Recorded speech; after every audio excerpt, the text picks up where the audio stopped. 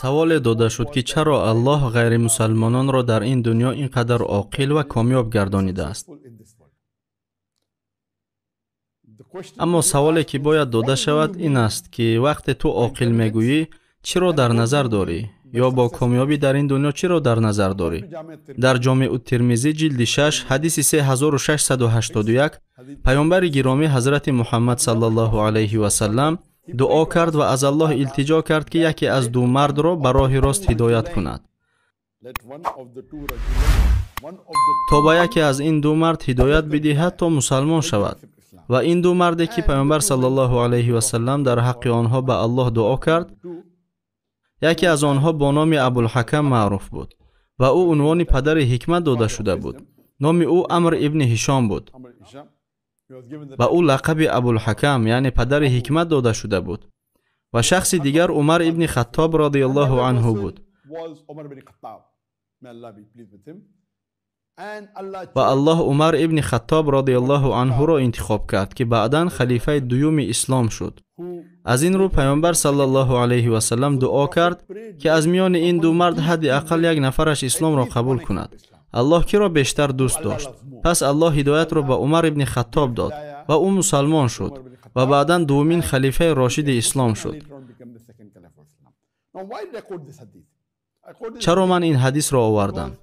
من این حدیث را اقتباس آوردم زیرا عمرو ابن هشام را ابوالحکم یعنی پدر حکمت می نامیدند. این مرد چنان دانا بود که به او عنوان پدر حکمت داده شده بود. اما او اسلام را قبول نکرد.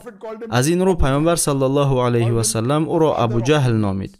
پیامبر صلی الله علیه و سلم او را پدر جهالت نامید. اگر توحید یعنی یکتاپرستی را نفهمی از عقل چی فایده؟ اگر وحدانیت الله متعال را نفهمی و اگر تو نفهمی که این دنیا آفریدگار دارد و همه آدمان و موجودات دنیا باید تنها به یک آفریدگار عبادت کنند. از این رو پیامبر صلی الله علیه و سلم عنوان او را از پدر حکمت به ابو جهل یعنی پدر جهالت عوض کرد. از این رو از آن وابسته است که شما با کلمه عاقل چی را در نظر دارید. این 14 عصر پیش بود. بیایید من درباره حادثه آلبرت اینشتین نقل کرده دهم. آیا شما آلبرت اینشتین را می‌دانید؟ او عالمی بود که او را خیلی عاقل می‌حسابیدند و او یکی از بهترین عالمان جهان بود. نمی‌دانم تا کجا این حکایت درست است، اما در عصر 19 وقتی که آلبرت اینشتین در بریتانیای کبیر بود و در اتوبوس می نشست، در پهلویش یک هندو می نشست و در وقت سفر آلبرت اینشتین خود به خود فکر کرده و خود گفت بیا وقت خوشی میکنیم. همینطور او به هندو گفت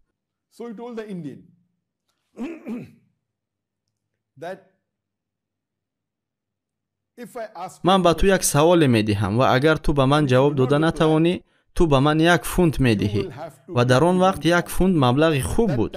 اما اگر تو به من سوال دهی و من جواب داده نتوانم من به تو 1000 فونت می دهم. 1000 فونت آن وقت بیشتر از 1 میلیون فونت امروزه بود. و آلبرت اینشتین شما می دانید که او یک مرد خیلی عاقل بود و او گفت که بیا خرسندی کنی. اما وی قاعده را نمیدانست که با هندوها چنین مناسبت کردن ممکن نیست. پس هندو گفت خوب من با تو راضی هستم.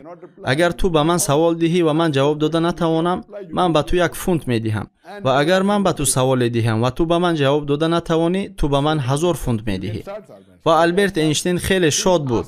همینطور هندو گفت خوب تو می توانی یکم آغاز کنی و او گفت خوب من سر می کنم. و او از هندو پرسید قانون سیوم نیوتن چیست؟ او به وی گفت آیا می توانی به من بگویی که قانون سیوم نیوتن چیست؟ هندو جواب داده نتوانست.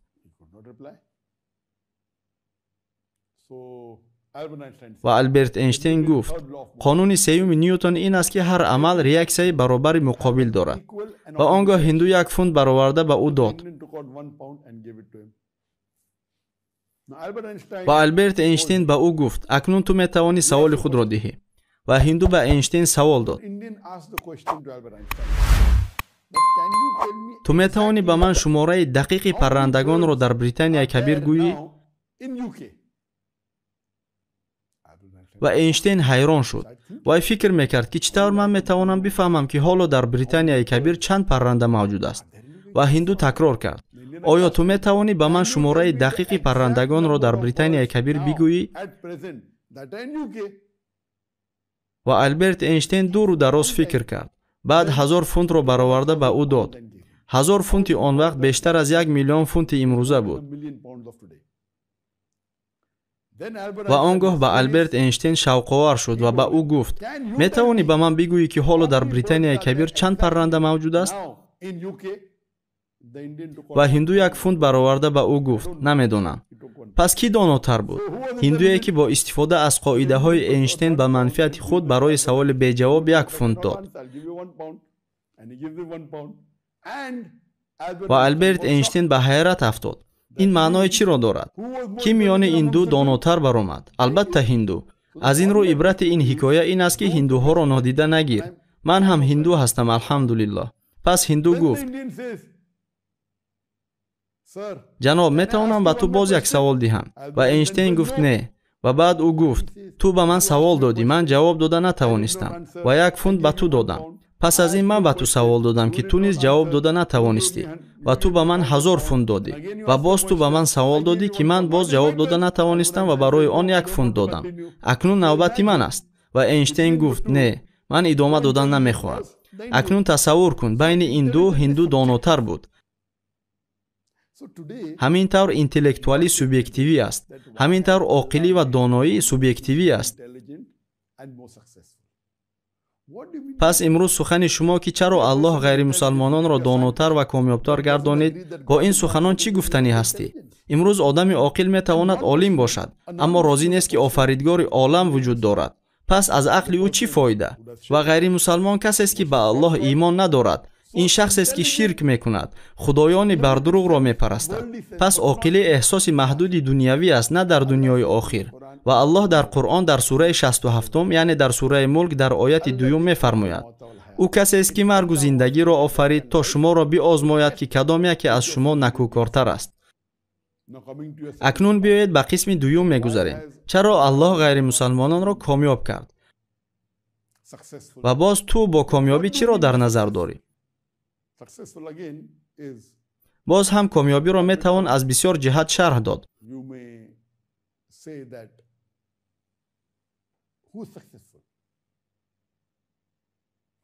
به نظر من در زمان پیامبر صلی الله علیه و سلم حضرت محمد صلی الله علیه و سلم کامیابترین شخص بود. امروز شما شاید فکر کنید که ثروتمند شخصی کامیاب است. امروز تو شاید فکر کنی که بیل گیتس کامیاب است یا جف بزوس کامیاب است. اما من چنین فکر نمی کنم. رویخط 10 ثروتمندترین آدمان جهان موجود است. میدانید آن از موکش امبانی رقم 8، بیل گیتس رقم 9 آغاز می شود.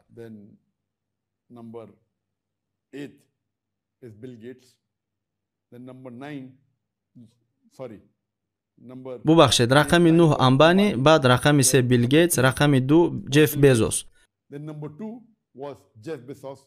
آیا میدانید که به نظر من کامیابترین و ثروتمندترین شخص کیست؟